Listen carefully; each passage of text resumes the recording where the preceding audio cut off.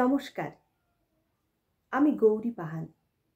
আমি সর্বভারতীয় সঙ্গীত ও সংস্কৃতি পরিষদের অনলাইন সাংস্কৃতিক প্রতিযোগিতা 2025-এ ঘ বিভাগে অংশগ্রহণ করছি।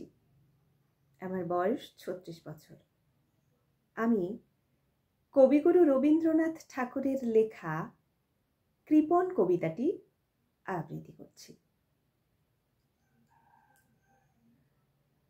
আমি ভিক্ষা করে ফিরতেছিলাম গ্রামের পথে পথে, তুমি তখন চলেছিলে তোমার স্বর্ণরথে।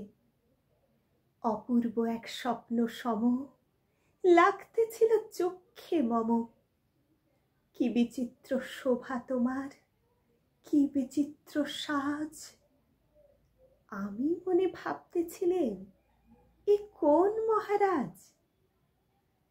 আজি শুভক্ষণে রাত পোহালো, ভেবেছিলেম তবে আজ আমারে দ্বারে দ্বারে ফিরতে নাহি হবে। বাহির হতে নাহি হতে কাহার দেখা পেলেম পথে। চলিতে রথ ধনধান্য ছড়াবে দুই ধারে। মুঠা মুঠা কুড়িয়ে নেব, নেব ভারে ভারে। দেখি সহসা রথ থেমে গেল আমার কাছে এসে।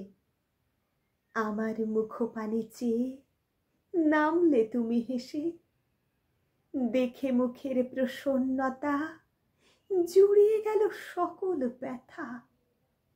হেনকালে কিসের লাগি তুমি অকস্মাৎ। আমায় কিছু দাও গো, বলে বাড়িয়ে দিলে হাত। মরি, এ কি কথা রাজাধিরাজ, আমায় দাও গো কিছু। শুনে ক্ষণকালের তরে রইনু মাথা নিচু।